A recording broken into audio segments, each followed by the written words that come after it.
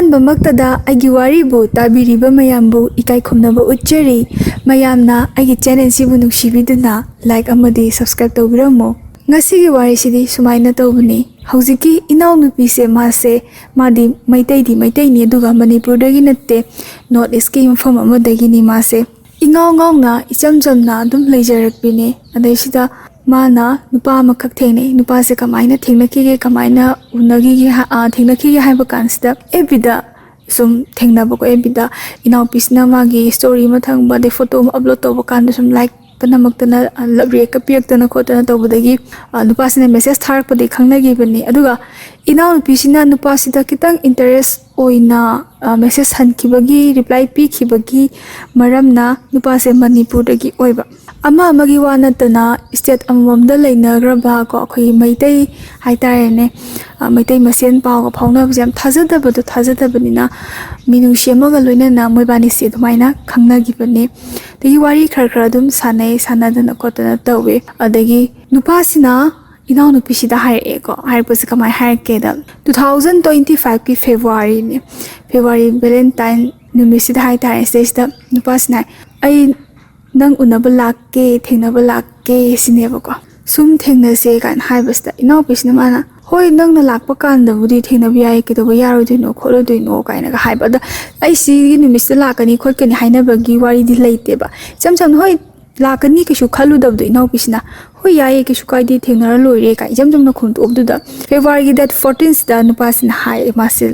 लाके थेंगनसी सिनेबदा इनाउपिसिना ए आइदि फरक तानी अखोई सुम युमदा कितंग खुदोंग चादबा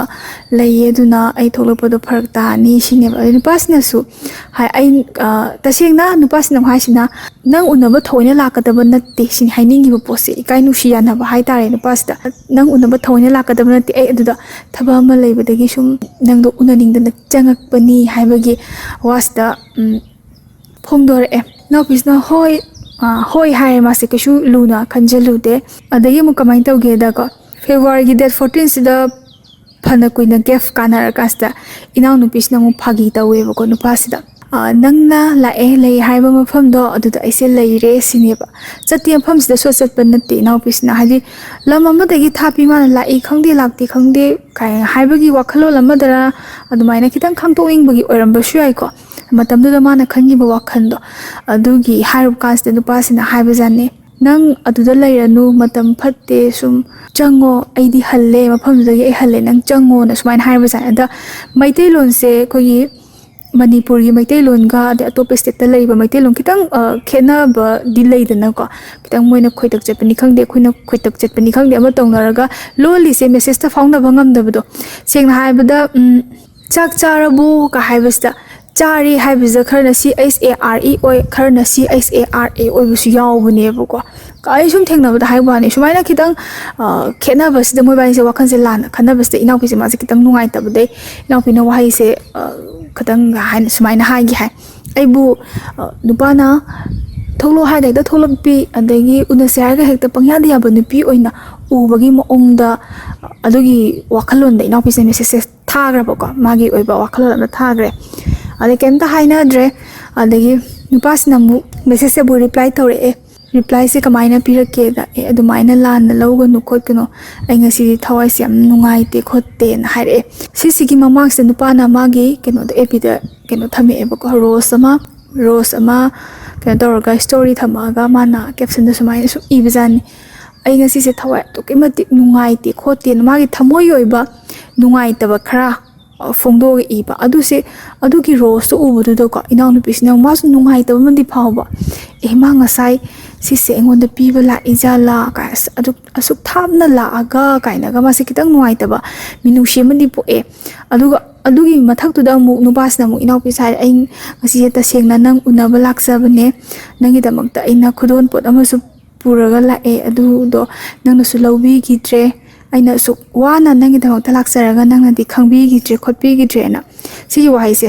हाइ इनाउपिसे मासे याम नुंगाइद्रेबको नुंगाइतबसे दुम आइगिदमक्ता याम थामना लागा अस आइना मंगोंदा उल्लिबा मोंग मतौदु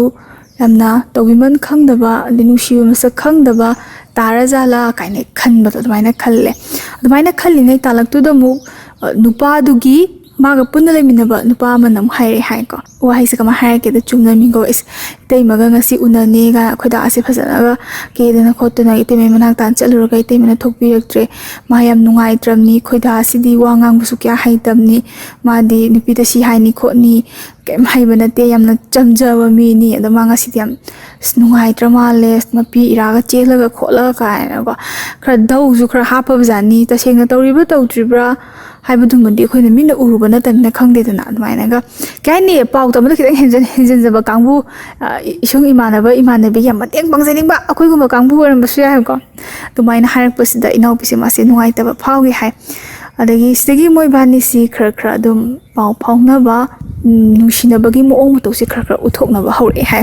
ada hojiki nupa se madi manipur masa orga suma se ayambana business tower ga leibani ma se khati da ayamba leib oirama lebu ko wari di phajana sanare moi bani se aduga nongmata su nupa sina inau nupista ai nang se am pamjare yamna khoida jare kaina ga haiba khotpasi haide nupa ma oibagi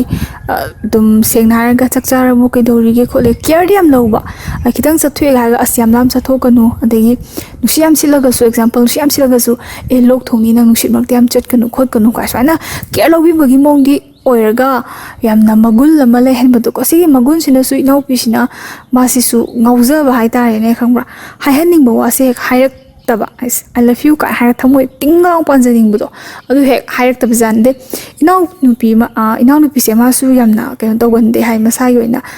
nupa da kitang da na ai nushibra ne ngodo call tor ise kaina ingau ni cham cham na haidupi oidaba adum tumin na dum sungjalaga lei bhai di nupa na hairak badu ngai ba I love you or nupa na hairak pa ngai ba nupa na hairak ma nungai jaba magi nushiba duna thamoi de lolaga thamjaring khai nungai jabi oibajani inau nupi sisu ko mama sagi oina sumaina khar tawli hai chakna di tum khange wari di tum sanaraga su thamoi da nushibagi magun se hen kalakpagi mo ong ma taw ade nupa sina hai nangi number se pir on nupi sida ko phone number di leina bana nate ba moi bani sa na phone wari sana bana message ta dum thana ba hai tare ne nupi sina hai nangi oina pir on nupa sina magi oina pir e ko ade pir aga ko se nupi sina dum tawde haidi tawba ikai jaboy adagi as ain tawba matamda aise yamna nupa yamna henjen ba taradra yamna magulaitana khangidra kai sumaine khalle ade nushina ba se adum hore ko I love you da haidana nushina ba hore kan sida ko inau nupi sina hai ko dada nangi nushina ba nupi leitro khodro kaina ga wari sektang taw kan sida e leirame nushina ba nupi leiye do kaina greda khodkreda ayamana ma se Manipur Majaraga Susum North East the Labanina, Maitay Nupi Sikat Tenade, the Yumnasu, Maitay Nupi di Pame, do Atopa Jati, Oibagi, Adum Kitang problem Labagi, Kaina Creda in Hivazanida. And Hivacans, the Nupish in Haika, no, the Anushirga, Nushibagi, the Muktabu, Jati Haiva, Honavra, Kot Praha, and Nupas Night. I know the Marcelogan, the Kale, do Kitang Kenava Krele Cray by name of the Siwa set to Osida Colista Kahana. Hainaraga to kreko adagi mo inau nupi na hai mana nanga khoga di lam yam lap nei ko lam yam lap na bari nang se na kamai na thaja doino dagi khoi ima hoi na susum aingonda kitang ngang ga ba chai ga ba haibdi yam lap na bani na nangonda kishu thaja ba ngam de si haibagi mo ong se kitang inau nupi na utpadagi nupas na e nang dumaina khan ga no ta singna ai nang na leiba pham do adai dogi manakta ai leige sineba Noi lamdugi manakta ai room ama wire ga ai leige noi ima baba na thajana ba khotna ba haire haibudagi nupa se nupi se unaba la eko sak phasna moi bani je face to face thingna se na haina budagi nupa se la e ada lak pa kansida kendo bai tare call tor e nupa sina ai nogi lamdo yor e adada ai se room thiriye ai room do phanga kan dai harage ko kan haiba constant pisna hoi kan hai ni pisam excited or matin harau se haidi ai gi damakta thap khrabalam dai tasina nu shibibagi oramni mana ai gi damakta inakta lak to ise dagi akhoi sai daga mana room ga lawga leito ise haiba wakhal sida ma se nungai jaba ma dipo e ko yamna harau jaba mo ke aduga sigi mamangda kitang ꯆꯤꯡꯅꯕ ꯅꯨꯄꯤꯁꯤꯅ ꯈꯤꯇꯪ ꯊꯃꯣꯏꯗ ꯈꯤꯇꯪ ꯌꯥꯅꯤꯡꯗꯕ ꯑꯃ ꯍꯥꯏꯔꯒꯗꯤ 2025ꯒꯤ March ꯊꯥꯁꯤꯗ ꯌꯥꯎꯁꯪꯗꯗꯤ ꯅꯨꯄꯥꯁꯦ ꯃꯥꯁꯦ ꯃꯅꯤꯄꯨꯔꯗ ꯊꯣꯛꯈꯤ ꯍꯥꯏꯕꯀꯣ ꯃꯅꯤꯄꯨꯔꯗ ꯊꯣꯛꯈ꯭ꯔꯒ ꯑꯩꯈꯣꯏ ꯐꯣꯟ ꯋꯥꯔꯤ ꯁꯥꯟꯅꯕꯖꯥꯠꯅꯤꯗ ꯐꯣꯟꯁꯦ ꯃꯥꯔꯆꯇ ꯊꯣꯛꯈꯤꯕ ꯀꯥꯟꯗ ꯏꯅꯥꯎꯄꯤꯁꯤꯅ ꯃꯥꯅ ꯁꯤꯗ ꯅꯝꯕꯔ ꯂꯧꯅꯔꯀꯥꯟꯗ ꯏꯅꯥꯎꯄꯤꯅ ꯐꯥꯔꯁ ꯇꯥꯏꯝ ꯃꯥ ꯀꯣꯜ ꯇꯧꯕꯅꯦ ꯀꯣꯜ ꯇꯧꯕ ꯀꯥꯟꯁꯤꯗ ꯄꯥꯏꯔ ꯀꯥꯟꯁꯤꯗ ꯀꯥꯏꯗ ꯂꯩꯒꯦꯅ ꯍꯪꯕ ꯀꯥꯟꯁꯤꯗ ꯅꯨꯄꯥꯁꯤꯅ ꯑꯩꯈꯣꯏ ꯌꯨꯝꯒꯤ ꯈ꯭ꯋꯥꯏ ꯃꯊꯛꯇ ꯂꯩꯌꯦ ꯁꯤꯅꯦꯕ ꯑꯗ ꯅꯨꯄꯤꯁꯤꯅ ꯀꯩꯅꯣ ꯀꯥꯗ ꯔꯨꯝꯗ ꯑꯗꯨꯝ ꯁꯥꯟꯅꯔꯁꯨ ꯌꯥꯕꯗꯨꯕꯨ ꯅꯪ ꯃꯊꯛꯇ ꯁꯥꯟꯅꯩꯗꯨꯕꯨ ꯍꯥꯏ ꯀꯥꯟꯁꯤꯗ ꯅꯨꯄꯥꯁꯤꯅ ꯈꯨꯝꯃꯛꯀꯦ ꯏꯃꯥ ꯍꯣꯏ ꯕꯕꯥ ꯃꯃꯥꯡꯗ ꯏꯀꯥꯏꯖꯩ ꯁꯤꯅꯦꯕ ꯑꯗ ꯅꯨꯄꯤꯁꯤꯅ ꯈꯨꯝꯀꯦ ꯅꯨꯄꯤ ꯊꯤꯕ ꯌꯥꯔꯕ ꯑꯗꯨꯝ ꯁꯦꯅꯤꯌꯔ ꯑꯣꯏꯔꯕ ꯅꯪ ꯍꯧꯖꯤꯛ ꯏꯀꯥꯏꯔꯤꯕ ꯈꯣꯠꯂꯤꯕ ꯀꯥꯏ ꯑꯗꯨꯃꯥꯏꯅꯗꯤ ꯍꯥꯏꯒꯦ ꯍꯥꯏꯀꯣ ꯑꯗꯨꯗ ꯀꯩꯁꯨ ꯊꯣꯏꯅ ꯍꯦꯟꯅ ꯌꯥꯝ ꯂꯨꯅ ꯈꯟꯖꯜꯂꯨꯕꯗꯤ ꯀꯩꯁꯨ ꯂꯩꯇꯦ ꯅꯨꯄꯤꯁꯤꯅ ꯑꯗꯨꯒꯤ ꯃꯇꯨꯡꯗꯒꯤꯅꯤ ꯅꯨꯄꯥꯁꯤꯅ ꯑꯃꯨꯛ ꯅꯨꯄꯤꯒꯤ ꯃꯥꯒꯤ ꯂꯝꯁꯤꯒꯤ ꯃꯅꯥꯛꯁꯤꯗ ꯂꯥꯛꯏꯁꯦ ꯑꯗꯩ ꯀꯣꯜꯁꯦ ꯇꯧꯗꯕꯗꯒꯤ ꯏꯅꯥꯎꯅꯨꯄꯤꯁꯤꯅ ꯃꯥꯁꯨ ꯏꯀꯥꯏꯖꯕꯗꯣ ꯑꯁ ꯑꯩ ꯍꯥꯟꯅ ꯀꯃꯥꯏꯅ ꯇꯧꯗꯣꯏꯅꯣ ꯅꯠꯇ꯭ꯔ ꯃꯤ ꯔꯨꯝ ꯊꯤꯔꯤ ꯍꯥꯏꯗꯨꯗ ꯑꯩꯅ ꯇꯧꯁꯜꯂꯨꯔꯒ ꯍꯣꯔꯦꯟ ꯃꯥ ꯔꯨꯝꯗꯣ ꯐꯪꯉꯀꯥꯟꯗ ꯒ꯭ꯌꯥꯟ ꯇꯥꯅ ꯇꯧꯖꯔꯁꯅꯤꯗꯅ ꯉꯥꯏꯔꯤꯉꯩ ꯇꯥꯏꯃꯤꯡꯁꯤꯗꯀꯣ ꯅꯨꯄꯥꯁꯤꯅ ꯑꯃꯨꯛ ꯊꯦꯡꯉꯦ ꯍꯥꯏꯀꯣ ꯅꯨꯃꯤꯗꯥꯡꯒꯤ ꯀꯣꯜ ꯇꯧꯔꯀꯥꯟꯁꯤꯗ ꯍꯥꯏꯔꯛꯑꯦ ꯅꯪꯅ ꯉꯁꯥꯏꯗꯒꯤ ꯑꯩꯁꯦ ꯅꯪꯒꯤꯗꯃꯛꯇ ꯅꯪꯒꯤ ꯂꯝꯁꯦ ꯇꯥꯅ ꯂꯥꯛꯑꯒ ꯅꯪꯅ ꯑꯩꯒꯤꯗꯃꯛꯇ ꯀꯩꯁꯨꯝꯇꯁꯨ ꯈꯟꯕꯤꯗꯦ ꯀꯣꯜꯁꯨ ꯇꯧꯔꯛꯇꯦ ꯑꯗꯣ ꯑꯩ ꯈꯤꯇꯪ ꯅꯨꯡꯉꯥꯏꯇꯦ ꯈꯣꯠꯇꯦꯅ ꯋꯥꯍꯩ ꯋꯥꯇꯥꯁꯦ ꯈꯔ ꯍꯥꯏꯔꯛꯑꯦ ꯍꯥꯏ ꯑꯗꯩ ꯏꯅꯥꯎꯄꯤꯁꯦ ꯃꯥꯁꯦ ꯌꯥꯝ ꯅꯨꯡꯉꯥꯏꯇꯕꯗ ꯃꯥꯅ ꯍꯥꯏꯑꯦ ꯅꯪꯅ ꯑꯗꯨꯃꯥꯏꯅ ꯂꯥꯟꯅ ꯈꯟꯒꯅꯨ ꯈꯣꯠꯀꯅꯨ ꯑꯩ ꯅꯪꯅ ꯔꯨꯝ ꯐꯪꯉꯀꯥꯟda ꯀꯣꯜ ꯇꯧꯔꯛꯀꯦ ꯍꯥꯏꯕꯗꯣ ꯑꯩ ꯉꯥꯏꯕꯅꯤ ꯈꯣꯠꯄꯅꯦꯅ ꯏꯅꯥꯎꯄꯤꯅꯁꯨ ꯃꯥꯁꯦ ꯈꯨꯝꯃꯦ ꯑꯗꯩ ꯔꯨꯝꯁꯦ ꯌꯥꯝ ꯀꯨꯏꯅ ꯐꯪꯗꯦ ꯍꯥꯏꯀꯣ ꯏꯅꯥꯎꯄꯤꯒꯤ ꯂꯝꯁꯦ ꯃꯣꯏꯁꯨ ꯍꯦꯛꯇ ꯀꯩꯅꯣ ꯑꯩꯈꯣꯏ ꯈꯨꯜ ꯑꯃꯗꯒꯤ ꯈꯨꯜ ꯑꯃ ꯇꯥꯔꯒ ꯑꯩꯈꯣꯏꯒꯤ ꯃꯤ ꯑꯃ ꯍꯦꯛ ꯂꯥꯛꯄ ꯃꯇꯝꯗ ꯔꯦꯟꯠꯀꯨꯝꯕ ꯁꯥꯟꯐꯝꯁꯦ ꯍꯦꯛꯇ ꯐꯠ ꯂꯥꯎ ꯂꯩꯇꯕ ꯃꯐꯝ ꯑꯣꯏꯕꯖꯥꯠꯅꯤꯗ ꯑꯩꯈꯣꯏ ꯁ꯭ꯋꯥꯏꯗꯁꯨ ꯑꯩꯈꯣꯏꯔꯣꯝꯗꯁꯨ ꯇꯧꯋꯤꯗꯅ ꯃꯤ ꯑꯃ ꯍꯦꯛ ꯂꯥꯛꯑꯒ ꯔꯦꯟꯇꯔ ꯀꯩꯅꯣ ꯍꯦꯛꯇ ꯂꯩꯖꯒꯦꯒ ꯍꯥꯏꯕꯁꯦ ꯀꯔꯥꯏꯗꯅꯣ ꯂꯩꯔꯨꯗꯣꯏꯁꯦ ꯂꯩꯐꯝ ꯂꯩꯇꯦꯕ ꯇꯁꯦꯡꯅ ꯃꯤ ꯑꯃꯒꯤ ꯏꯃꯨꯡ ꯑꯃꯗ ꯃꯇꯦꯡ ꯑꯃ ꯂꯧꯔꯒ ꯂꯩꯒꯗꯕ ꯃꯉꯥꯏꯔꯦ ꯑꯗꯨꯃꯥꯏꯅ ꯑꯣꯏꯕꯖꯥꯠꯅꯤ ꯈꯔ ꯋꯥꯕ ꯃꯐꯝ ꯍꯥꯏꯇꯥꯔꯦ ꯑꯗꯒꯤ ꯀꯣꯏꯊꯤ ꯊꯤꯕ ꯐꯪꯗꯕꯁꯤꯗ ꯉꯁꯥꯏꯒꯤ ꯏꯅꯥꯎꯅꯨꯄꯤꯁꯤꯅꯀꯣ ꯃꯥꯒꯤ ꯃꯃꯥꯁꯤꯗ ꯍꯥꯏꯔꯦꯕ ꯏꯃꯥ ꯑꯩꯒ ꯁꯨꯃꯥꯏꯅ ꯈꯪꯅꯖꯕ ꯃꯅꯤꯄꯨꯔꯗꯒꯤ ꯃꯩꯇꯩ ꯃꯆꯥꯗꯣ ꯃꯥꯗꯣ ꯂꯥꯛꯑꯦ ꯑꯗꯨꯅ ꯔꯨꯝꯗꯣ ꯑꯝꯇ ꯀꯩꯅꯣ ꯇꯧꯕꯤꯌꯨ ꯊꯤꯕꯤꯌꯨ ꯃꯥ ꯊꯤꯕꯁꯨ ꯐꯪꯗꯔꯦ ꯍꯥꯏ ꯏꯃꯥ ꯃꯥꯁꯦ ꯈꯣꯠꯄꯁꯦꯅ ꯍꯥꯏꯕ ꯀꯥꯟꯗ ꯃꯃꯥꯁꯤꯅ ꯑꯍꯥꯟꯕꯗ ꯌꯥꯗꯦꯕꯀꯣ ꯀꯔꯤꯅꯣ ꯀꯃꯥꯏꯅ ꯊꯤꯗꯣꯏꯅꯣ ꯈꯣꯠꯇꯣꯏꯅꯣ ꯑꯗꯩ ꯃꯃꯥꯡꯗꯁꯨ ꯃꯥꯅ ꯃꯃꯥꯁꯤꯗ ꯏꯃꯥ ꯑꯩ ꯁꯨꯃꯥꯏꯅ ꯅꯨꯡꯁꯤꯅꯕ ꯅꯨꯄꯥ ꯑꯃ ꯂꯩꯔꯦ ꯃꯩꯇꯩꯅꯤ ꯃꯅꯤꯄꯨꯔꯗꯒꯤꯅꯤ ꯈꯣꯠꯄꯅꯤꯅ ꯋꯥꯔꯤ ꯇꯧꯕ ꯃꯇꯝꯗꯁꯨ ꯃꯃꯥꯅ ꯍꯣꯏ ꯅꯁꯥ ꯅꯁꯥꯅ ꯌꯥꯅꯔꯕꯗꯤ ꯀꯩꯁꯨ ꯀꯥꯏꯗꯦ ꯑꯗꯣ ꯃꯤꯗꯨꯗꯤ ꯊꯤꯒꯠꯂꯨ ꯈꯣꯠꯀꯠꯂꯨꯅꯤ ꯍꯥꯏ ꯀꯥꯟꯗ ꯅꯨꯄꯤꯁꯤꯅ ꯌꯥꯝꯅ ꯊꯥꯖꯅ ꯍꯥꯏꯈꯤꯕ ꯃꯤꯗꯣ ꯃꯥ ꯁꯨꯃꯥꯏꯅ ꯇꯧꯏ ꯆꯍꯤ ꯁꯨꯃꯥꯏꯅ ꯇꯧꯏ ꯈꯣꯠꯂꯤ ꯃꯥ ꯑꯩꯈꯣꯏꯒꯤ ꯂꯝꯁꯤꯒꯤ ꯃꯅꯥꯛꯇꯕꯨ ꯂꯥꯛꯀꯅꯤ ꯍꯥꯏꯅ ꯁꯤꯒꯤ ꯋꯥꯔꯤꯁꯦ ꯇꯧꯈꯤꯕꯅꯤꯅ ꯃꯃꯥꯅꯁꯨ ꯊꯥꯖꯕꯒꯤꯀꯣ ꯃꯃꯥ ꯐꯥꯎ ꯌꯥꯎꯅ ꯃꯥꯒꯤ ꯔꯨꯝꯁꯦ ꯊꯤꯕꯤꯔꯦ ꯃꯃꯥꯅ ꯊꯤꯕꯤꯕꯗꯒꯤ ꯃꯃꯥꯁꯤꯒ ꯅꯨꯄꯥꯁꯤꯒꯗꯤ ꯎꯅꯔꯦꯀꯣ ꯑꯗꯣ ꯎꯅꯔꯀꯥꯟꯗ ꯃꯃꯥꯁꯤꯅ ꯅꯪ ꯁꯤꯗ ꯂꯩꯔꯣ ꯈꯣꯠꯂꯣ ꯀꯥꯏꯅ ꯐꯖꯅ ꯍꯥꯏꯕꯤꯔꯝꯃꯦꯀꯣ ꯍꯥꯏꯕꯗꯤ ꯎꯅꯕꯗꯩꯗꯤ ꯑꯩꯈꯣꯏ ꯀꯩꯅꯣꯁꯤꯒ ꯁꯨꯝ ꯎꯅꯕ ꯅꯠꯇꯦ ꯏꯅꯥꯎꯅꯨꯄꯤꯁꯤꯒꯀꯣ ꯏꯅꯥꯎꯄꯤꯁꯤ ꯃꯥꯁꯦ ꯏꯀꯥꯏꯖꯕꯗꯣ ꯍꯥꯏꯗꯤ ꯅꯍꯥꯟꯈꯩ ꯐꯣꯟ ꯋꯥꯔꯤꯗꯅ ꯐꯖꯅ ꯊꯃꯣꯏꯒꯤ ꯑꯣꯏꯕ ꯅꯨꯡꯁꯤ ꯋꯥꯔꯤ ꯁꯥꯟꯅꯔꯒ ꯑꯁꯦꯡꯕ ꯎꯅꯔꯝꯗꯥꯏꯁꯤꯗ ꯁꯛꯀ ꯎꯅꯔꯒ ꯃꯥꯅ ꯑꯩꯁꯦ ꯄꯥꯝꯕꯤꯗ꯭ꯔꯒꯗꯤ ꯀꯃꯥꯏꯅ ꯇꯧꯗꯣꯏꯅೋ ꯀꯥꯏꯅ ꯈꯟꯖꯕ ꯍꯥꯏꯇꯥꯔꯦ ꯐꯣꯟꯗ ꯃꯣꯏꯕꯥꯅꯤꯅ ꯅꯨꯡꯁꯤꯕꯒꯤ ꯆꯥꯡ ꯍꯥꯏꯅꯔꯒꯗꯤ ꯁꯤ ꯌꯧꯅ ꯐꯥꯎ ꯁꯥꯟꯅꯈꯤ ꯍꯥꯏ ꯋꯥꯔꯤꯁꯦ ꯅꯨꯄꯥꯁꯤꯅ ꯍꯥꯏ ꯑꯩꯗꯤ ꯌꯥꯝ ꯁꯦꯅꯤꯌꯔꯅꯤ ꯅꯪꯅ ꯑꯩꯁꯦ ꯎꯕ ꯀꯥꯟꯗ ꯑꯩꯁꯦ ꯄꯥꯝꯕꯤꯔꯣꯏ ꯑꯗꯨꯅ ꯑꯩꯁꯦ ꯌꯥꯝ ꯄꯥꯈꯠꯂꯤ ꯍꯥꯏ ꯑꯗ ꯏꯅꯥꯎꯄꯤꯅꯁꯨ ꯈꯨꯝꯃꯦ ꯑꯩꯗꯤ ꯅꯪꯒꯤ ꯅꯁꯛꯇꯨꯗ ꯅꯠꯇꯦ ꯑꯩꯅ ꯅꯨꯡꯁꯤꯈ꯭ꯔꯤꯁꯦ ꯅꯪꯒꯤ ꯈꯣꯟꯖꯦꯜ ꯅꯪꯒꯤ ꯅꯑꯣꯡ ꯅꯇꯧꯗꯣ ꯑꯩ ꯅꯪ ꯑꯗꯨꯝ ꯅꯨꯡꯁꯤꯈ꯭ꯔꯕꯅꯦ ꯁꯛꯇꯤ ꯅꯉꯣꯟꯗꯒꯤ ꯑꯩꯅ ꯍꯦꯟꯅ ꯊꯤ ꯑꯩ ꯌꯥꯝ ꯏꯀꯥꯏꯖꯩꯅ ꯏꯅꯥꯎꯄꯤꯁꯤꯅ ꯍꯥꯏꯕ ꯀꯥꯟꯁꯤꯗ ꯅꯨꯄꯥꯁꯤꯅ ꯍꯥꯏ ꯅꯪ ꯀꯔꯤꯝꯇ ꯇꯁꯦꯡꯅ ꯍꯥꯏꯔꯒ ꯀꯔꯤꯒꯨꯝꯕ ꯑꯃꯗꯒꯤ ꯅꯪ ꯅꯁꯛ ꯌꯥꯝ ꯀꯩꯅꯣ ꯇꯧꯕꯤ ꯑꯣꯏꯔꯝꯃꯒꯁꯨꯀꯣ ꯍꯧꯖꯤꯛ ꯑꯗꯨꯝ ꯅꯁꯛ ꯑꯊꯤꯕꯤ ꯑꯣꯏꯔꯒꯁꯨ ꯑꯩꯅ ꯅꯪꯁꯦ ꯑꯍꯥꯟꯕ ꯎꯕꯃꯛꯇꯗ ꯑꯩꯅ ꯅꯪꯁꯦ ꯌꯥꯝ ꯊꯤꯅ ꯅꯨꯡꯁꯤꯈ꯭ꯔꯦ ꯌꯥꯝ ꯊꯤꯅ ꯉꯥꯎꯖꯈ꯭ꯔꯦ ꯄꯨꯟꯁꯤꯒꯤ ꯅꯪꯁꯦ ꯊꯥꯗꯣꯛꯑꯔꯣꯏ ꯀꯥꯏ ꯁꯤ ꯋꯥꯔꯤꯗꯗꯤ ꯁꯛ ꯎꯅꯗ꯭ꯔꯤꯉꯩꯗ ꯁꯤ ꯌꯧꯅ ꯅꯨꯡꯁꯤꯅꯈ꯭ꯔꯁꯨ ꯎꯅꯔꯝꯗꯥꯏꯒꯤ ꯃꯇꯥꯡꯁꯤꯗꯤ ꯌꯥꯝ ꯏꯀꯥꯏꯕ ꯑꯃ ꯑꯣꯏꯕꯗꯣꯀꯣ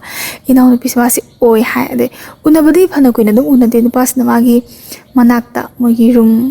ꯑꯃ ꯋꯥꯏꯔꯒ ꯑꯗꯨꯋꯥꯏꯗ ꯂꯩꯕꯗꯨꯁꯨ ꯃꯥꯁꯦ ꯎꯅꯗꯦꯕꯀꯣ ꯑꯗꯒꯤ ꯅꯨꯄꯥꯁꯤꯅꯒꯤ ꯏꯅꯥꯎꯄꯤꯁꯤꯅ ꯅꯪꯒꯤ ꯐꯣꯇꯣ ꯊꯥꯔꯛꯑꯣ ꯍꯥꯏꯕ ꯀꯥꯟꯗ ꯅꯨꯄꯥꯁꯤꯅ ꯏꯅꯥꯎꯄꯤꯗ ꯌꯥꯝ ꯉꯥꯎꯖꯈꯤꯕ ꯍꯥꯏꯗꯤ ꯌꯦꯂꯣꯒꯤ ꯗ꯭ꯔꯦꯁ ꯑꯃ ꯁꯦꯠꯂꯦ ꯍꯥꯏ ꯏꯅꯥꯎꯅꯨꯄꯤꯁꯤꯅꯀꯣ ꯗ꯭ꯔꯦꯁ ꯑꯃ ꯁꯦꯠꯈꯤ ꯃꯥꯁꯦ ꯑꯍꯥꯟꯕ ꯐꯣꯇꯣꯗ ꯃꯥꯁꯦ ꯀꯩꯅꯣ FBꯗ ꯃꯥꯁꯦ ꯐꯣꯇꯣꯁꯦ ꯑꯞꯂꯣꯗꯀꯨꯝꯕ ꯇꯧꯕꯖꯥꯠꯅꯤ ꯁꯤꯗꯒꯤ ꯅꯨꯄꯥꯁꯤꯅ ꯉꯥꯎꯖꯈꯤꯕꯅꯤ ꯍꯦꯛ ꯎꯕ ꯀꯥꯟꯗ ꯑꯩꯅ ꯅꯪꯁꯦ ꯁꯤꯗꯒꯤ ꯍꯥꯏꯔꯛꯄꯖꯥꯠꯅꯤ ꯑꯗꯨꯅ ꯃꯥꯁꯨ ꯉꯥꯎꯖꯩ ꯍꯥꯏꯕꯅꯤ ꯌꯦꯂꯣꯒꯤ ꯗ꯭ꯔꯦꯁꯁꯦ ꯁꯦꯠꯄ ꯑꯃ ꯐꯣꯇꯣꯁꯨ ꯑꯃꯨꯛ ꯊꯥꯈꯤ ꯍꯥꯏ ꯁꯤꯗꯒꯤ ꯈꯪꯅꯔꯦꯀꯣ ꯃꯣꯏꯕꯥꯅꯤ ꯈꯪꯅꯈꯤꯕ ꯊꯃꯣꯏꯗꯒꯤ ꯍꯦꯟꯅ ꯅꯨꯡꯁꯤꯕ ꯍꯥꯏꯕꯗꯣ ꯑꯣꯏꯈꯤꯕꯅꯤ ꯍꯥꯏꯕ ꯔꯨꯝꯁꯤꯗ ꯂꯩꯔꯕ ꯃꯇꯨꯡꯁꯤꯗ ꯅꯨꯄꯥꯁꯤꯅ ꯅꯨꯄꯤꯁꯦ ꯃꯥꯁꯦ ꯊꯤꯕ ꯂꯥꯛꯄꯖꯥꯠꯅꯤ ꯍꯥꯏꯗꯤ ꯀꯣꯜꯁꯦ ꯅꯨꯃꯤꯠꯁꯦ ꯏꯅꯥꯎꯅꯨꯄꯤꯁꯦ ꯐꯣꯟꯁꯦ ꯃꯩ ꯌꯥꯎꯗ꯭ꯔꯦꯅ ꯆꯥꯔꯖ ꯇꯧꯔꯝꯕꯖꯥꯠꯅꯤ ꯑꯣꯐ ꯇꯥꯔ ꯆꯥꯔꯖ ꯇꯧꯕꯁꯤꯗ ꯅꯨꯄꯥꯁꯤꯗꯤ ꯃꯥꯕꯨ unaba lakjaba ko unaba lakpa di nupisina hairiba location choice nupisigi laikai sida inaw nupisigi moi laikai sida nupa se hapet la amba jani ada nungdang waram sida inaw nupisu masu moigi keno macham le pocket dok la keno khangde ama Huidrom macha ko adu pammaga ma sum thok pai di wakhal se smala eko haiba hape thu kan sa nupa ma moi sa hangat handa sum moi thonggan swai chat pasi uba ma se parpat change ko ya sanga aba matam ni chingdi chingne bo ko inaw nupisna magi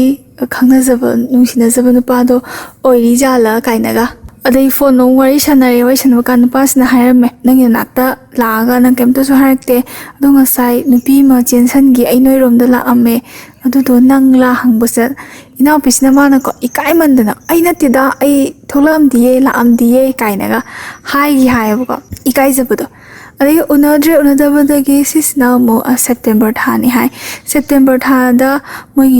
kumai harama to have ko di nupa nupi nushinabi singse koi punna chatminar swai da ahal laman singi mamangda chalaga su kaisumta ahal laman singna chaida ba haite si pakhang leisabigi mogi nushinajaba matamni lambi lamkhang da chalaga su hek ngang da ba oibasani ko si kumhai se ade September tha da ni ha ada adugi kumhai duda thengna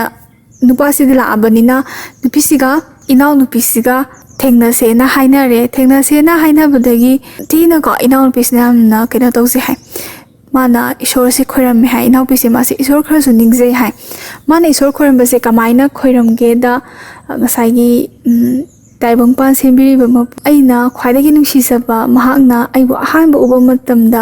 aise magi khwaidagi nungsi jabi mana thamoi na khwaidagi khoida jabi do adu ohen biyu ko haina mase adu phawba khoiram hai mitagi biga taraga ko yam nungsi jaruraba do nupa se ko inaw nupisna de adumaina khoirame khor matung da moi se kumai se chale ade inaw pise masu kebe yabadi kere areba khuding ke jabi do ko keraga thoga moise unare yam nungai hai kumaise da kumaise dokimatik su kaini kumai ma thokpasi myam thamoi ga se niknik la haraw matam ni seistamu khwaidagi nushiba ga thengna basina amukka hena nungai ba ithilam phawdrane phana kumai duna nungai ba targa su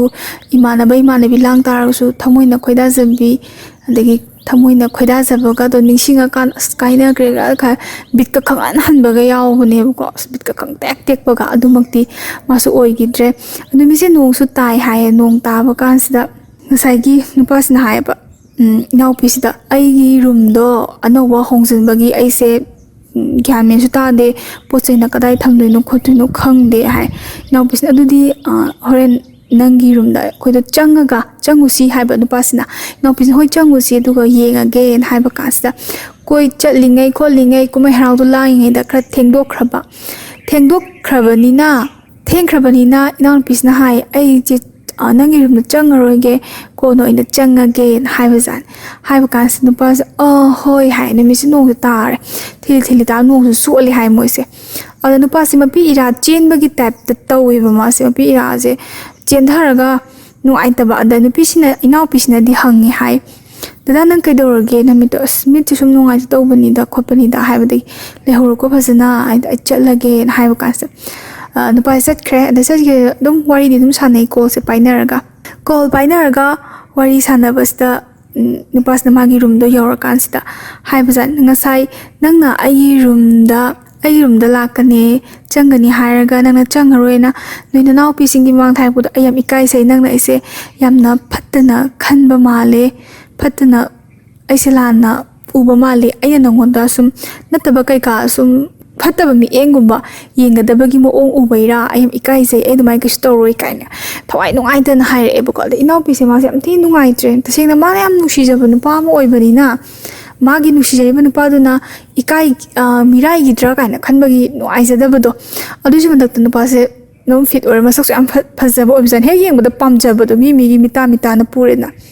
adugo oijabani na nushi bane kaine pulap punjan bandamana dana adugi na te dumai tawno ai hojik lawla o ado ibani chase ai nagi room da chatke sineba pasna yarni hojik no mo stay kamai lak tun la oise ai bo anga budongna yare se sum hai boni nungai tabdo kona thengnar shoi ki doge ka nu pasna haire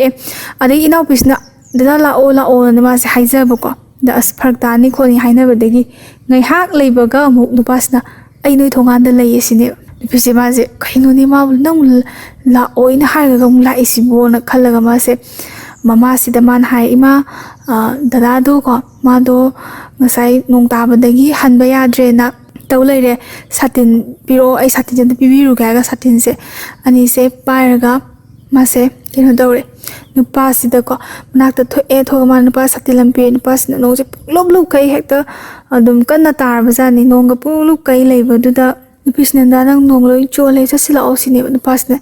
he nang ngau bra dumai dau no aina nang nusibai nakta lakpagi wani nang inakta no sum uning bagi nang boin heta ai rum ta na pugada banate khotte sum nusibagi lakpani sine buko nupis na da chasila o ai nang rum da chat ki khoke adumai dau gonu khokno ai kemta khande ngasai da bu sum thawai se nungai tabagi kitang nangonda haibe wani ai nang se am nungsi kholi kana harga satin se puraga chat khre ko da chat khibadagi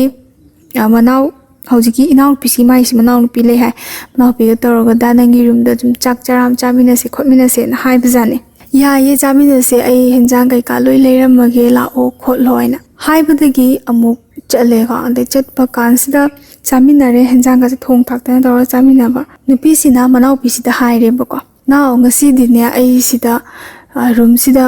lehorage nang imada aise imanabi gi manakta lehowe nang khra khumbiyo sineba si wasita basin pas na askaino nang aduma haidubu nang naw pisu yauri nang naw pina yam lan na logi ni nang se aina namdana lehon batagani adumai tawgunu khotkunu hai adoni pi inaw pisina hai yani ai dum yana basinge khotke sai ma nusi jaba heman bagi tawba anu duga inaw pisina nupasi gi room da lehobagi marama leba marama haisina nupasi hana room kari kra lotion ba khotpa tawba kansida khangi bako inaw pisina kamai khangi da phasu phatru magi room makta da aise leini la ini ko pollution leni aduga seng harga nang seng siam phasei bu harasu adagi khutang parasu yamna khaman jaba nusibagi nupa mana nupi mada khudang phau ka paibiyak tabasta yam nungai jadaba inaw pisina khalisina mana ise pam drazala nushi drazala adagi magi atopa nushina ba leira zala kaine adumane khalluba aduna yam chaksaba do mongon do pok chakai nupa no sibu inakta ga sangjalaga senaga thabak kalo shalingai daga sumse ka selingai da room do sengdaga samda ga pe nangna samse keno dawine nadare se hugat pike kai yamna romantic oiba pamjaba do ko mapan thokchadra su nupi obi su pamjaba zani da ko sisu nibagi thamoi dei pharak pani ikai ningai leite to singna adu nupa do sok torok ta bai time tawom topam togi da nungai mandadana ko nupi se wari sanaba kansida nupas nai wahi amada noma inaw pisna engonda force torokon haiba wahi ma sizina bazani adeda nupasin hai nangse aina su yamna kani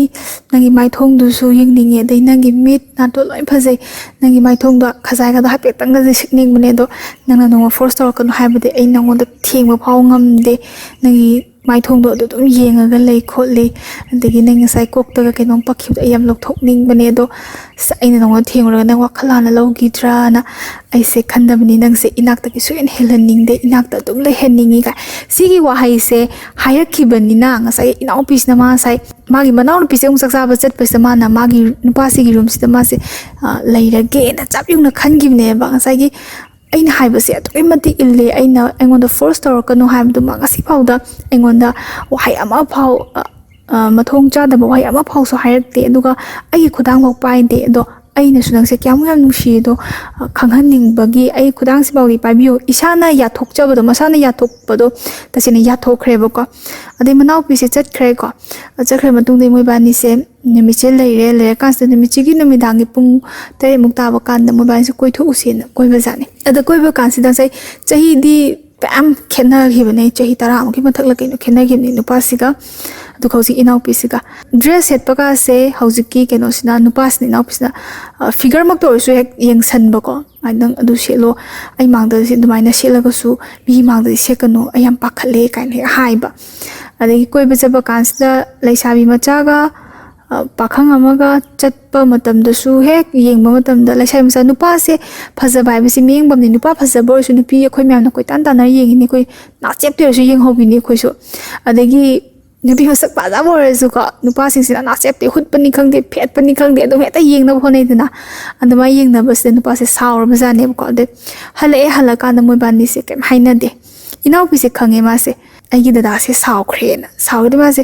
marau yam leina ba moi bani se marau se amana amada saw ju phunjannaraga phongong na dabi de leiba inau pi se nongala kan sta magi phone se off ta gi de man hai ko nupa sta dada aigi phone se off ta gre aduna nangdo yumda chalaga akhoi inaupi da toroga charger jam da lobiro sine nupas na nangasi halloi dra sine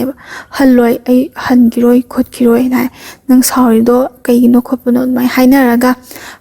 handabadagi nupa nupi phana mobile phone da mathong cha da ba wari sanadraga su phana lamchut yam ka hena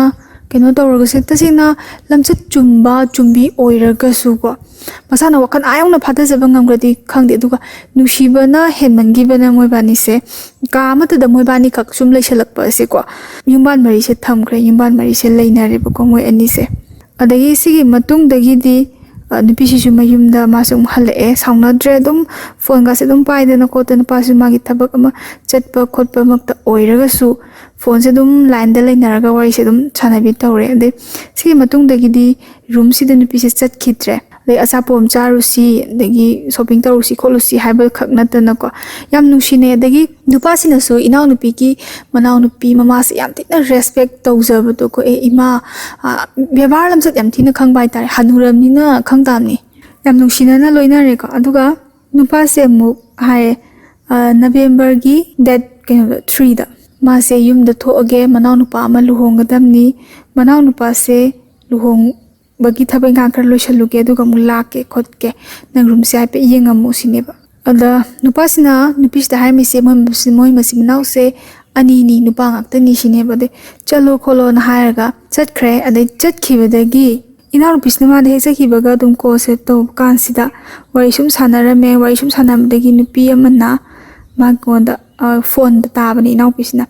nupi amana hojiki ma ga nushijai nupa se ko moista dada nang cachar bon hang performai sanengista le khomga kansda ina nupi sna hange kanano hojiki nupi do khopono na nupa na kanana ti da khote da hai nupi sna khonjen je adudi imagi khonjen sunate hangi khonjen te kanano khopono na mase kitang nungai taba khaman ba sauning ba ga loina na haung ba ne hang tikala kansda nupa sna ai chenupi ni sineba ai seng ba hai ki khotke nang na hana di chenupi leite hairaga kaino hojik da chenupi lei hai ise sineba pasna aseng bai ni khopani har kansda machanupi di lady lei hai ko phajana thigana kan da lady lei ramme enadi ada kai marang hi mana leite na khumino kholino adumadi inaun pisna phajana khangidre adagi sigi matung dagi amu nupa se la eka ada la akan sida inau pise ma se nungdi nungai tre marak sida si marak sida inau pina nungai ta pise ma se mama na bi daga share tawis maina nupi mai consent tai kamai te nu khangde ai magi damakta mama na bi na han hai gi jani mane Infan dagi Manipur dagi nupa ama khangnai hai kansida nupa du thigalu senior su oire nupi thiba oiramani nang kamai tawni kan haibi gi mama na su lei bizan eda inau pisna man yam thaja gi thaja ba thaba ngakta tawgi banina mase kitang mama na bi na haiba su mama na bi bu nushi di haiba di nataba ko aduna wakal je nushi rom da lupsan gi oigi bani si matung dagi mungla e la ka se inau pisi mase dum leiminare ko room du da leimina kansda nupasna haye aise handakti adugi mafamduda nupasna nupisigi inau nupisigi swai sida room ma wireless da swai da room do dum manghan bodo pamu ya da ise dukala ma hangni khangde amani khangde tawge du da mi phamala su yai aise dum matam kuina leidorabani na hai ba ko adugi plan su holaga lakpa jani da lakpa kan se inau pi mu ba indi rooms de pulap leminare adudi nushi mai di dum thammini da ko sengna harabada plan se ya gidre haidi thaba mai ta business amai ta mafam ma de ta hogot pagai se de panglai lai na ya badi natte du ya gidre pas na hai aise guwahati da khara chatlu da badi yaroi ai thabak se lonamak ai business se fail oi batare adu ka paisa ju kitang tonjalle aise du nang matam kitang di leiramo room sida na thanda lei haiba ta maramakta laaga ai room se khar khar yengo kholo room si thagi sum pi da bu yaro ai lebre ta room si ba ai seasonar na thagi keno su rent ki bara do su pi da yaro khot ta yaro ai khwati da kitang keno to rugi ki han pi se hoi hai inau bi se ma se ꯀꯞꯄꯦꯕꯀꯣ ꯌꯥꯝꯅꯀꯣ ꯑꯩ ꯅꯨꯄꯤ ꯑꯃꯨꯛ ꯍꯥꯏ ꯏꯅꯥꯎꯄꯤ ꯑꯃꯨꯛ ꯍꯥꯏ ꯁꯤꯁꯦ ꯑꯩꯒꯤ ꯋꯥꯍꯩꯁꯦ ꯁꯣꯏꯔꯦ ꯃꯇꯨꯡ ꯇꯥꯕꯗ ꯁꯦꯝꯗꯣꯛꯅꯕ ꯍꯣꯠꯅꯔꯛꯀꯦ ꯉꯁꯤꯒꯤꯗꯤ ꯉꯝꯗ꯭ꯔꯦ ꯅꯨꯄꯤꯅ ꯁꯨꯝ ꯆꯠꯈꯤꯕꯗꯣ ꯏꯅꯥꯎꯄꯤꯁꯦ ꯃꯥꯁꯦ ꯌꯥꯝ ꯀꯞꯄꯦ ꯍꯥꯏꯌꯦꯕꯀꯣ ꯆꯠꯈꯤꯗꯧꯔꯕꯅꯤꯅ ꯈꯟꯕꯗ ꯌꯥꯝ ꯅꯨꯡꯉꯥꯏꯖꯗꯕꯗꯣ ꯀꯞꯄꯒꯁꯨ ꯅꯨꯄꯥꯁꯤꯅ ꯊꯦꯝꯃꯤ ꯍꯥꯏ ꯏꯅꯥꯎꯄꯤꯁꯦ ꯅꯪ ꯀꯩꯒꯤꯅꯣ ꯑꯗꯨꯃꯥꯏꯅ ꯀꯞꯄꯤꯗꯣ ꯀꯞꯀꯅꯣ ꯑꯩꯁꯦ ꯀꯩꯁꯨꯝꯇ ꯆꯠꯂꯣꯏ ꯅꯪꯒꯤ ꯅꯅꯥꯛꯇ ꯁꯨꯡꯍꯦꯟ ꯍꯦꯜꯂꯔꯣꯏꯗꯕꯅꯦ ꯁꯤꯗ ꯑꯗꯨꯝ ꯂꯩꯗꯧꯔꯁꯤꯗꯤ ꯅꯪꯒꯤ ꯅꯅꯥꯛꯇ ꯂꯩꯔꯒ ꯑꯗꯨꯃꯥꯏꯅ ꯀꯞꯀꯅꯣ ꯑꯩ ꯅꯨꯡꯉꯥꯏꯇꯦꯅ ꯍꯥꯏꯕꯁꯤꯗ ꯏꯅꯥꯎꯄꯤꯁꯤꯅ ꯈꯨꯝꯃꯦ ꯑꯗꯨꯒꯤ ꯅꯠꯇꯦ ꯅꯪ ꯆꯠꯈꯤꯗꯣꯔꯦꯅ ꯑꯩꯁꯦ ꯊꯋꯥꯏ ꯅꯨꯡꯉꯥꯏꯇꯕꯅꯦ ꯈꯣꯠꯄꯅꯦꯅ ꯍꯥꯏꯔꯒ ꯆꯠꯈ꯭ꯔꯦꯀꯣ ꯅꯨꯄꯥꯁꯦ ꯆꯠꯈ꯭ꯔꯀꯥꯟꯁꯤꯗ ꯀꯃꯥꯏꯅ ꯇꯧꯒꯦꯗ ꯑꯁꯨꯛ ꯀꯨꯏꯅ ꯋꯥꯔꯤ ꯁꯥꯟꯅꯔꯛꯄ ꯊꯦꯡꯅꯔꯛꯄ ꯃꯇꯝꯗꯗꯤ ꯑꯩꯒꯤ ꯐꯣꯟꯁꯦ ꯁ꯭ꯋꯤꯆ ꯑꯣꯐ ꯊꯝꯃꯒꯦ ꯑꯗꯒꯤ ꯑꯩꯅ ꯂꯩꯔꯤꯕ ꯃꯐꯝꯁꯦ ꯅꯦꯠꯋꯥꯛ ꯅꯨꯡꯉꯥꯏꯅꯤ ꯅꯨꯡꯉꯥꯏꯔꯣꯏ ꯍꯥꯏꯕ ꯋꯥꯍꯩꯁꯦ ꯑꯃꯠꯇ ꯅꯣꯡꯃꯇ ꯍꯥꯏꯈꯤꯗꯦꯕ ꯑꯗꯨꯒ ꯀꯃꯥꯏꯅ ꯅꯨꯄꯥꯁꯤꯅ ꯁꯦꯟꯁ ꯇꯧꯈꯤꯒꯦꯗ ꯆꯠꯈ꯭ꯔꯕ ꯃꯇꯨꯡ ꯒꯨꯋꯥꯍꯥꯇꯤꯗ ꯂꯩꯔꯕ ꯃꯇꯨꯡꯗ ꯃꯥ ꯍꯥꯏ ꯑꯩ ꯀꯣꯏꯕ ꯆꯠꯀꯅꯤ ꯍꯥꯏ ꯃꯐꯝꯗꯨꯗꯤ ꯍꯥꯏꯗꯣꯛꯆꯔꯔꯣꯏꯒꯦꯀꯣ ꯅꯣꯔꯠ ꯏꯁꯀꯤ ꯃꯐꯝ ꯁ꯭ꯋꯥꯏꯗꯅꯤ ꯁꯤꯗ ꯀꯣꯏꯕ ꯆꯠꯄ ꯀꯥꯟꯁꯤꯗ ꯁꯤꯒꯤ ꯃꯐꯝꯁꯤꯗꯤ ꯅꯦꯠꯋꯥꯛ ꯐꯪꯉꯣꯏ ꯑꯗꯨꯅ ꯐꯣꯟꯁꯦ ꯆꯠꯂꯔꯣꯏ ꯁꯤꯅꯦꯕ ꯏꯅꯥꯎꯄꯤꯁꯦ ꯃꯥꯁꯦ ꯆꯤꯡꯅꯕꯁꯦ ꯁꯨꯝ ꯍꯦꯟꯖꯜꯂꯦ ꯅꯨꯡꯉꯥꯏꯇꯕꯤ ꯁꯨꯝ ꯍꯦꯟꯖꯜꯂꯦ ꯃꯥ ꯍꯥꯏ ꯀꯩꯒꯤꯅꯣ ꯅꯦꯠꯋꯥꯛ ꯐꯪꯉꯣꯏꯗꯨꯗꯤ ꯀꯩꯒꯤꯅꯣ ꯀꯥꯏꯅ ꯑꯝꯇ ꯌꯥꯝꯅ ꯀꯨꯞꯊꯅꯗꯤ ꯍꯪꯖꯩ ꯑꯗꯩ ꯅꯨꯄꯥꯁꯤꯅ ꯍꯥꯏ ꯌꯥꯗꯕꯩꯅꯦ ꯑꯩ ꯅꯨꯃꯤꯠ 10ꯅꯤꯃꯨꯛ ꯈꯛꯇꯁꯤꯕꯨ ꯑꯩ ꯑꯗꯨꯝ ꯀꯣꯜ ꯇꯧꯔꯛꯀꯦ ꯍꯦꯛ ꯌꯥꯕꯒ ꯀꯣꯜ ꯇꯧꯔꯛꯀꯦ ꯈꯣꯠꯂꯛꯀꯦ ꯏꯅꯥꯎꯄꯤꯁꯦ ꯎꯄꯥꯏ ꯂꯩꯇꯕꯅꯤꯅ ꯃꯥꯁꯦ ꯍꯣꯏꯅꯗꯤ ꯌꯥꯖꯔꯦꯀꯣ ꯍꯣꯏꯅꯗꯤ ꯌꯥꯔꯦ ꯑꯗꯣ ꯎꯄꯥꯏ ꯂꯩꯇꯦ ꯃꯥꯁꯦ ꯁꯨꯝ ꯋꯥꯈꯜ ꯅꯨꯡꯉꯥꯏꯇꯕ ꯇꯧꯐꯝ ꯈꯪꯗꯕꯁꯦ ꯍꯦꯜꯂꯦ ꯑꯗꯩ ꯃꯔꯛꯁꯤꯗ ꯀꯃꯥꯏꯅ ꯇꯧꯒꯦꯗ ꯃꯥꯅ FBꯗ ꯁꯨꯝ ꯆꯪꯕꯀꯣ ꯅꯨꯄꯥꯒꯤ ꯃꯥꯒꯤ FB ꯑꯦꯀꯥꯎꯟꯁꯇ FB ꯁꯤꯗ ꯃꯥꯅ ꯆꯪꯉꯒ ꯃꯥꯒꯤ ꯐꯣꯇꯣ ꯊꯥꯒꯠꯄ ꯈꯣꯠꯄꯁꯦ ꯁꯨꯝ ꯌꯦꯡꯉꯒ ꯄꯣꯊꯥꯖꯔꯒ ꯂꯩꯔꯦ ꯃꯥꯅ ꯀꯣꯜ ꯇꯧꯕ ꯆꯠꯇꯦ ꯃꯦꯁꯦꯁ ꯊꯥꯕ ꯆꯠꯇꯕꯅ ꯑꯗ ꯀꯃꯥꯏꯅ ꯇꯧꯒꯦꯗ ꯅꯨꯄꯥꯁꯤꯒꯤ ꯐꯣꯇೋ ꯊꯥꯒꯠꯂꯛꯄ ꯈꯣꯠꯀꯠꯂꯛꯄꯁꯤꯗ ꯅꯨꯄꯤ ꯑꯃ ꯑꯗꯨꯝ ꯂꯥꯏꯛ ꯄꯤꯔꯝꯕ ꯂꯥꯏꯛ ꯑꯗꯨꯝ ꯅꯝꯃꯝꯕ ꯑꯗꯩ ꯂꯞ ꯔꯤꯑꯦꯛ ꯄꯤꯔꯝꯕ ꯑꯗꯩ ꯀꯃꯦꯟꯀ ꯑꯗꯨꯝ ꯇꯧꯔꯝꯕ ꯊꯦꯡꯅꯩꯑꯕ ꯊꯦꯡꯅꯕꯗ ꯍꯥꯟꯅ ꯃꯃꯥꯡꯗꯁꯨ ꯏꯅꯥꯎꯅꯨꯄꯤꯁꯤꯅꯗꯤ ꯃꯨꯟꯅ ꯌꯦꯡꯁꯜꯂꯨꯗ꯭ꯔꯕꯖꯥꯠꯅꯤ ꯍꯧꯖꯤꯛ ꯃꯟꯊꯥ ꯁꯥꯔꯛꯑꯕ ꯆꯤꯡꯅꯕ ꯍꯧꯔꯀꯥꯟꯗꯨꯗ ꯃꯥꯁꯨ ꯌꯦꯡꯁꯜꯂꯨꯔꯕ꯭ꯔꯥ ꯈꯪꯗꯦ ꯑꯗꯩꯗ ꯀꯃꯦꯟ ꯁꯨꯝ ꯄꯤꯔꯛꯄ ꯌꯥꯎꯕꯒꯅ I miss you baby ꯀꯥꯏꯅ ꯍꯥꯏꯔꯝꯕꯖꯥꯠꯅꯤ ꯃꯥ ꯁ꯭ꯋꯥꯏ ꯂꯥꯎꯋꯦ ꯀꯩꯅꯣ I miss you babyꯅ ꯍꯥꯏ ꯃꯥꯁꯦ ꯅꯨꯡꯉꯥꯏꯇ꯭ꯔꯦ ꯀꯣ 2016-17 ꯁ꯭ꯋꯥꯏꯗ ꯊꯥꯒꯠꯄ ꯐꯣꯇꯣꯗꯣ ꯑꯗꯨꯗ I miss you baby ꯍꯥꯏꯔꯝꯕꯗꯨꯅ ꯀꯨꯏꯗ꯭ꯔꯤꯕ 2025ꯗ ꯊꯥꯒꯠꯄ ꯐꯣꯇꯣꯗꯁꯨ ꯆꯞ ꯃꯥꯟꯅꯅ ꯑꯗꯨꯝ I miss you baby ꯀꯥꯏꯅ ꯍꯥꯏꯔꯝꯕ ꯁꯤ ꯑꯅꯤꯁꯦ ꯃꯥꯅ ꯊꯦꯡꯅ ꯃꯥꯁꯦ ꯀꯣꯛꯁꯦ ꯉꯥꯎꯈꯠꯈ꯭ꯔꯦꯕ ꯏꯅꯥꯎꯅꯨꯄꯤꯁꯦ ꯃꯥꯁꯦ ꯕ꯭ꯂꯔ ꯆꯠꯈ꯭ꯔꯦꯕ ꯀꯩꯅꯣꯅꯦꯅ ꯑꯗ ꯅꯨꯄꯤꯁꯦ ꯃꯥꯅ ꯑꯃꯨꯛ ꯁꯔꯆ ꯇꯧꯔꯀꯥꯟꯗ ꯊꯤꯔꯦ FBꯗ ꯊꯤꯕ ꯀꯥꯟꯁꯤꯗ ꯅꯨꯄꯤꯗꯤ ꯃꯥꯗꯤ ꯄ꯭ꯔꯣꯐꯥꯏꯜ ꯂꯣꯛ ꯊꯝꯃꯝꯃꯦ ꯄ꯭ꯔꯣꯐꯥꯏꯜ ꯂꯣꯛ ꯊꯝꯃꯝꯃ ꯀꯥꯟꯁꯤꯗ ꯌꯦꯡꯕꯗꯣ ꯆꯪꯕꯗꯣ ꯌꯥꯗ꯭ꯔꯦꯗꯅ ꯃꯥꯁꯦ ꯆꯥꯛꯇꯤ ꯆꯥꯛꯑꯦ ꯑꯗꯩ ꯐ꯭ꯔꯦꯟ ꯔꯤꯀ꯭ꯋꯦꯁ ꯍꯦꯛ ꯊꯥꯖꯤꯟꯕꯁꯨ ꯃꯥꯁꯦ ꯑꯦꯛꯁꯦꯞ ꯇꯧꯔꯛꯀꯅꯤ ꯇꯧꯔꯛꯑꯣꯏ ꯈꯪꯗꯕꯅꯤ나 ꯃꯥꯁꯨ ꯑꯗꯨꯃꯛꯇꯨꯗꯤ ꯇꯧꯔꯨꯗ꯭ꯔꯦ ꯑꯗꯨꯒ ꯅꯨꯄꯤꯁꯦ ꯃꯥꯒꯤ ꯀꯩꯅꯣꯁꯤꯁꯨ ꯃꯥꯒꯤ ꯂꯣꯀꯦꯁꯟꯁꯤꯁꯨ ꯀꯩꯅꯣ ꯂꯩꯔꯝꯃꯤꯁꯤꯁꯨ ꯃꯅꯤꯄꯨꯔ ꯅꯠꯇꯦꯕꯀꯣ ꯃꯥꯁꯦ ꯇ꯭ꯔꯥꯏꯕꯦꯜ ꯑꯣꯏꯕꯖꯥꯠꯅꯤ ꯃꯅꯤꯄꯨꯔꯒꯤ ꯇ꯭ꯔꯥꯏꯕꯦꯜ ꯍꯥꯏꯕ ꯅꯠꯇꯦꯀꯣ ꯑꯇꯣꯞꯄ ꯁ꯭ꯇꯦꯠꯀꯤ ꯇ꯭ꯔꯥꯏꯕꯦꯜ ꯑꯣꯏꯕꯖꯥꯠꯅꯦꯕ ꯅꯨꯄꯤꯁꯦ ꯂꯣꯀꯦꯁꯟꯁꯦ ꯌꯦꯡꯕ ꯀꯥꯟꯁꯤꯗ ꯃꯥꯁꯦ ꯈꯜꯂꯦ ꯀꯃꯥꯏꯅ ꯇꯧꯔꯤꯖꯥꯠꯅꯣ ꯁꯤꯕꯣꯅ ꯑꯗꯒꯤ ꯅꯨꯄꯥꯁꯤꯅꯁꯨ ꯃꯃꯥꯡꯗ ꯍꯥꯏꯈꯤꯕ ꯂꯩ ꯑꯩꯒꯤ ꯑꯣꯏꯅꯗꯤ ꯃꯩꯇꯩ ꯅꯨꯄꯤꯁꯦ ꯀꯌꯥ ꯊꯦꯡꯅꯔꯛꯇꯦ ꯑꯩꯗꯤ ꯁ꯭ꯋꯥꯏꯗ ꯁꯨꯝ ꯂꯩꯕꯅꯤꯅ ꯑꯩꯁꯦ ꯇ꯭ꯔꯥꯏꯕꯦꯜ ꯑꯃ ꯀꯣꯏꯔꯝꯃꯦꯅꯁꯨ ꯍꯥꯏꯔꯦꯀꯣ ꯃꯥ ꯃꯁꯥꯅꯁꯨ ꯍꯥꯏꯔꯦ ꯑꯗꯣ ꯖꯥꯠ ꯇꯤꯟꯅꯗꯕ ꯅꯨꯄꯤꯁꯤꯅ ꯑꯌꯥꯝꯕ ꯊꯦꯡꯅꯩꯅ ꯍꯥꯏꯈꯤꯕꯅꯤꯅ ꯏꯅꯥꯎꯄꯤꯁꯦ ꯃꯥꯁꯦ ꯁꯨꯝ ꯆꯤꯡꯅꯕꯁꯦ ꯍꯦꯟꯂꯦ ꯃꯥ ꯍꯥꯟꯅꯒꯤ ꯑꯦꯛꯁꯇꯨꯕꯨ ꯑꯣꯏꯔꯤꯖꯥꯠꯂꯥ ꯅꯠꯇ꯭ꯔꯒ ꯑꯦꯛꯁꯇꯨꯒ ꯍꯧꯖꯤꯛ ꯐꯥꯎꯕ ꯃꯔꯤ ꯂꯩꯅꯔꯤꯖꯥꯠꯂꯥ ꯀꯥꯏꯅ ꯃꯀꯣꯛꯁꯤꯗ ꯃꯥꯁꯦ ꯅꯩꯅꯔꯒ ꯂꯩꯔꯦ ꯑꯗꯒꯤ ꯑꯃꯨꯛ ꯀꯃꯥꯏꯅ ꯇꯧꯒꯦꯗ ꯅꯨꯃꯤꯠꯁꯦ ꯏꯅꯥꯎꯄꯤꯁꯦ ꯃꯩ ꯌꯥꯏꯔꯒ ꯃꯥꯁꯦ ꯀꯩꯅꯣ ꯇꯧꯔ ꯂꯩꯕꯅꯤ ꯁꯨꯃꯥꯡꯗ ꯐꯝꯃꯒ ꯂꯩꯉꯩ ꯇꯥꯏꯃꯤꯡꯁꯤꯗ ꯉꯁꯥꯏꯒꯤ ꯃꯃꯥꯟꯅꯕꯤꯗꯨꯒꯤ ꯋꯥꯔꯤꯁꯨ ꯃꯥꯁꯨ ꯅꯤꯡꯁꯤꯡꯕ ꯅꯨꯄꯥꯗꯣ ꯅꯨꯄꯤ ꯊꯤꯕ ꯑꯣꯏꯔꯝꯕ ꯅꯠꯇ꯭ꯔꯒ ꯃꯥꯒꯤ ꯅꯨꯡꯁꯤꯅꯖꯕ ꯅꯨꯄꯤ ꯂꯩꯔꯝꯅꯤꯀꯣ ꯍꯥꯏꯕꯁꯦ ꯃꯥꯁꯦ ꯅꯨꯡꯉꯥꯏꯇ ꯅꯨꯄꯥꯁꯤꯅ ꯇꯧꯊꯣꯔꯛꯏ ꯃꯑꯣꯡꯁꯤꯒ ꯅꯤꯡꯁꯤꯡꯉꯒ ꯏꯅꯥꯎꯄꯤꯁꯤꯅ ꯂꯩꯔꯤꯀꯥꯟꯁꯤꯗ ꯃꯥꯅ ꯉꯁꯥꯏ ꯑꯗꯨꯝ ꯆꯤꯡꯅꯔꯒ ꯂꯩꯕ ꯅꯨꯄꯤꯁꯦ ꯁꯤꯗꯩꯁꯤꯗ ꯃꯥꯒꯤ ꯐ꯭ꯔꯦꯟ ꯑꯃꯅ ꯇꯦꯛ ꯇꯧꯁꯤꯜꯂꯛꯄꯖꯥꯠꯅꯦꯕ ꯇꯦꯛꯁꯤ ꯀꯃꯥꯏꯅ ꯇꯧꯒꯦꯗ ꯉꯁꯥꯏꯒꯤ ꯅꯨꯃꯤꯠ 10ꯅꯤꯁꯤ ꯄꯥꯎ ꯐꯥꯎꯅꯔꯔꯣꯏ ꯈꯣꯠꯅꯔꯔꯣꯏ ꯍꯥꯏꯔ ꯀꯥꯟꯁꯤꯗ ꯃꯣꯏꯁꯦ ꯂꯨꯍꯣꯡꯕꯒꯤ ꯐꯣꯇꯣ ꯊꯥꯒꯠꯂꯛꯄ ꯏꯅꯥꯎꯅꯨꯄꯤꯁꯤꯒ ꯅꯨꯡꯁꯤꯅꯔꯤꯕ ꯅꯨꯄꯥꯁꯤꯒ ꯑꯗꯨꯒꯉꯁꯥꯏ ꯃꯥꯒꯤ ꯀꯃꯦꯟ ꯑꯗꯨꯝ ꯄꯤꯔꯝꯕ ꯅꯨꯄꯤ ꯇ꯭ꯔꯥꯏꯕꯦꯜ ꯅꯨꯄꯤꯁꯤꯒ ꯃꯣꯏꯕꯥꯅꯤꯒꯤ ꯂꯨꯍꯣꯡꯕꯒꯤ ꯚꯤꯗꯤꯑꯣꯁꯦ ꯊꯦꯡꯅꯔꯕ ꯍꯥꯏꯇꯥꯔꯦꯅꯦ ꯉꯁꯥꯏ ꯃꯃꯥꯟꯅꯕꯤ ꯑꯃꯅ ꯑꯇꯣꯞꯄ ꯐ꯭ꯔꯦꯟ ꯑꯃꯅ ꯊꯤꯒꯠꯂꯤꯕ ꯅꯨꯄꯤꯁꯦ ꯃꯉꯣꯟꯗ ꯇꯦꯛ ꯇꯧꯁꯜꯂꯒ ꯚꯤꯗꯤꯑꯣꯁꯦ ꯊꯥꯔꯛꯄ ꯅꯨꯃꯤꯠꯁꯦ ꯏꯅꯥꯎꯅꯨꯄꯤꯁꯦ ꯃꯥꯁꯦ ꯃꯄꯤꯁꯦ ꯑꯣꯔꯣ ꯇꯥꯏ ꯍꯥꯏ ꯀꯩꯅꯣ ꯅꯪꯅ ꯇꯧꯔꯤꯁꯤꯕꯨꯗ ꯅꯪꯅ ꯑꯩꯒꯤꯗꯃꯛꯇ ꯌꯥꯝꯅ ꯂꯥꯞꯈ꯭ꯔꯕ ꯂꯝꯗꯨꯗꯒꯤ ꯑꯩꯒꯤꯗꯃꯛꯇ ꯑꯩꯒꯤ ꯈꯨꯟꯁꯤꯃꯛꯇꯗ ꯅꯪꯅ ꯂꯩꯔꯒ nangonda thawai hakchang loina makat khre nangnasu aibu nongmata athi wahayam tasu haibiramde aigidamukta care phasana lawraga nangna khalli se karino na mase khala mase tuminna lare mase wahai se amata haidre nushibana hemalasu sawa ngamdi waroba ngamdi do adune inarpina tawraga lari se adu yamu kamai tawge da matus nupasna amuk call tawre ai la adabane na December thani ko December thas da ai la adabani December gi date direct haijar aroige haidi wari se ngasi ngarang khaki wari kuidridana ko tha mani khaki wari oibanina ai la adoini sineba ada ina pise ma sauni manungai taba utraga mase hoi sineba aduga kapti ka pena pise adamana chaiba sungamde ngangba sungamde do ina pise na uji haise maga nushina jariba nupa ko mana khaliba wakhansibu karino mala akanda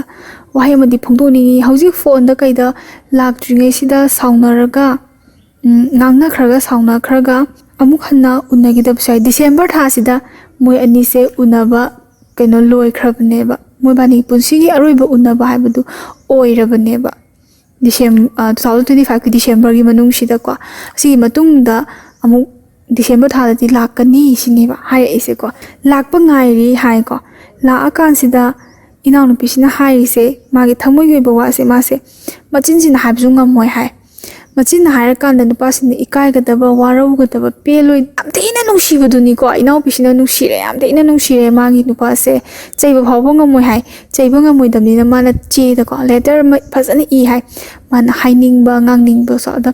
samlapna khara hairakpada dada nangna ai nungsiri se karigino nangna khwaidagi pamjaba nupi duga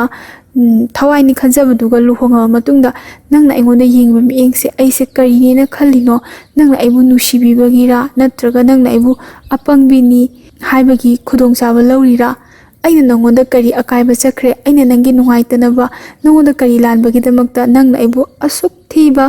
asuk nungaitaba China se ifamda thambiramino ai nangonda kari lan khrage haiba wahai se hainingi hai nangna aingonda minamisina karino ai nangonda kari minamba yawgige sigi wahai se hainingi hai ko inaw pisina aduna nupasina inaw pigi manakta lakti baudi wahai amata phongdokte khangdaba sargani lai se na sumaina wafam se thambira e duga wari se sibo kaktang thabira e boko atai di moibani unabra unakhidabra de inaw pisina man iraga thamiba letter du nupa du da pikhibra pikhidabra haibadu madi khangjatre sini ngasigi wari se tamba ngamde miyoi punsi se aibu phasana nungsibire khalurasu hekta seran turan nungsibidre manaibu yengbidre khalagasu mathamoida taptai nungsiba misu lerammi ko adubu manipur dagi su oiraga nupana nga tawridu khradi hemalle ko kitang phatte mo segnaraga noina lam amada leiraga dumaina chaka tawradi atopa mi tasena outside ga lejaraga thabaka chindana business ka tasena tawjapa nupi tasena tiba khangjadaba thabak chindana ko suma mayam su nupi thiba khangdana mayam leba outside da thabaka tawraga thamoi sengjaba mi ma noi gi lamsat phajadaba mo nong na tawduda nupi singsu outside da le hadi as